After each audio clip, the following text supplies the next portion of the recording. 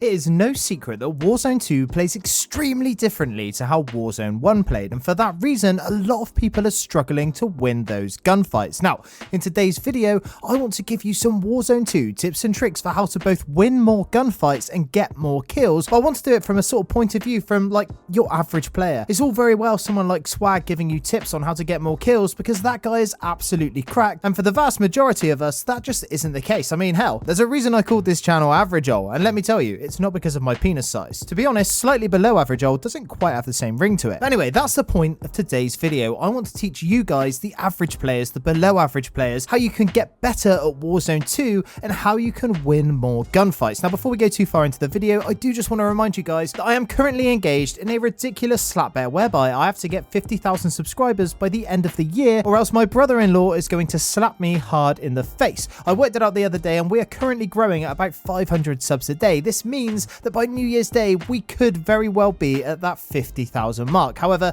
if you could just spend that half a second to smash that subscribe button, I would be eternally grateful. Now, with that out of the way, let's get on to these tips. Now, the first thing that I want you guys to do is start dropping hot. Obviously, if you're going for the win, then maybe yes, dropping somewhere a little quieter, looting up, gearing up, getting yourself ready for the next engagement is a good idea. However, if you honestly want to get better at gunfights and you honestly want to improve and know how to get more kills, then I would seriously consider dropping somewhere hotter. Now, when I say drop hot, what I don't mean is dropping in the center of high rise with 20 people hiding in corners and trying to fight your way out of there. That is going to end badly for you 9 times out of 10 unless you're absolutely crap. What I mean is to drop somewhere that you think is going to have a lot of traffic, but also the amount of traffic that you think you can handle. For example, if you find a safe cracker that's somewhere near the flight path, usually this means that there's going to be a decent amount of people going to it. The nice thing about using this as a method for training your gunfights is it means that this safe cracker is going to be different every time. This allows you to get a practice and a feel for multiple different locations.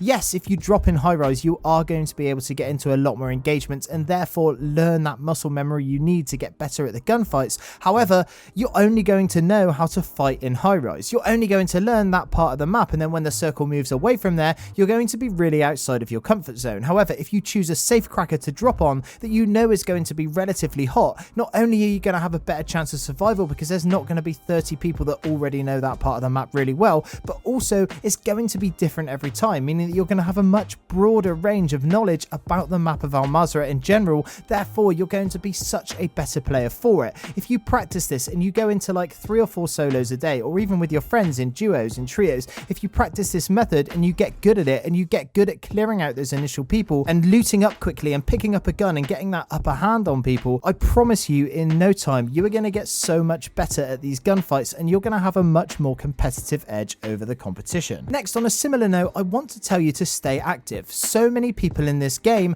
are just following the circle in and going from building to building and hiding for like 2, 3, 4 minutes at a time. What this means is, yes, you're going to get closer to that final circle, and yes, you're going to have a better chance of winning because you're at that top 10 situation. However, it means that by the time you get there, you might have only encountered 1 other person, 2 other people. You're going to be rusty, you're not going to be warmed up, and when it comes to a gunfight that really matters, you're going to get your ass handed to you by a team that has been fighting the whole game who is already warm. I cannot count the amount of people that have said to me they get to the final circle with 0 kills and then they cannot finish the final team. Well, that's because you're not getting to the final circle on merit. You're not getting to the final circle by fighting. You're getting to the final circle by, well, for lack of a better word, being a little rat bastard. Obviously, if you're a competent player and you know that you can win those gunfights when you get to the final circle, by all means, camp your way there, rat the game out. But I'm telling you, the best way to improve and get better and win more gunfights is to get into more gunfights and also get into these gunfights in different situations at different points of the map. Make sure you're using UAVs. Make sure you're getting yourself into a position where you know you'll be able to win that gunfight. If you get to the final circle and you've got 10 kills under your belt, I promise you're going to feel so much more confident about taking on that last team. I know that there are so many campers in this game, but honestly, if you take the time to just be that little bit more aggressive and stay active, it's going to pay dividends in the long run and you're going to become a much better player for it. The next thing I want to talk about is getting the advantage. There are so many things in Warzone 2 that a lot of people are saying are dampening the skill gap. However,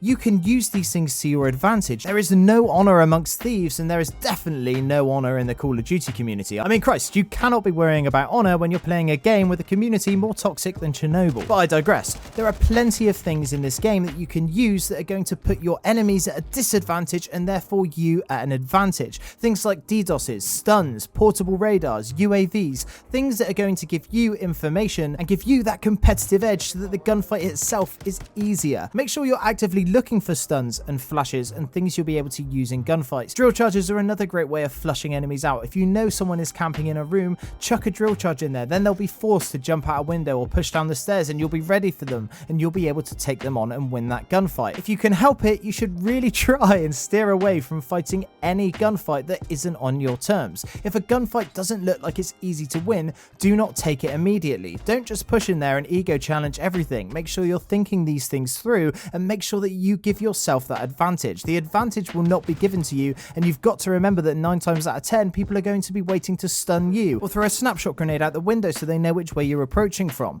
All of these things can help you to no end if you know when and where to use them, but most of all, you've got to make sure that you're looting these items in the first place. I see so many people just passing them up because they're not a precision airstrike. They're not something glamorous like an armor satchel, but I promise you, if you've got 2 stuns at your disposal, you can win almost any gunfight without playing fair, and that is going to net you some seriously good results. And then finally, my last tip that I want to give you is to be unpredictable. So many people get killed in any battle royale because they are deadly predictable. There are millions of players that play Warzone 2, and when you have a sample size that big, you can narrow things down and you can really start to learn how people play and what people will do. For example, if you're having a sniper battle with someone, 9 times out of 10, you're both going to be re-challenging the same angle, waiting for one of you to get that lucky headshot. But what I'm saying is peek that first time and take that first shot, but then never re-peek that same angle again and sprint for like 30 seconds around the map if you have to get a different angle. That guy, 9 times out of 10, will still be holding that same angle, waiting for you to peek again. But in the time it takes you to just get around them, you'll be able to slot them in the temple before they even realize that you were gone. Honestly, I can't overstate this enough.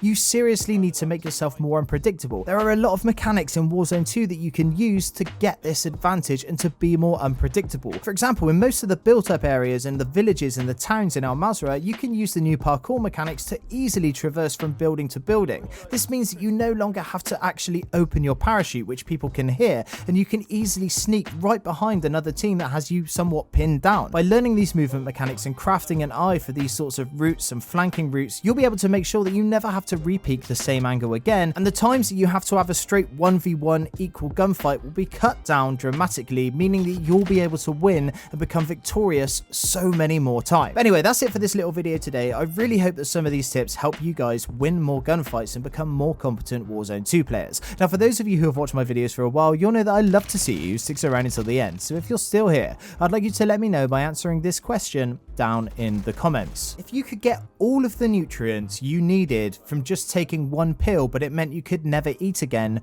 would you take that pill? Anyway, that's it from me today. I'm Average Joel. Peace.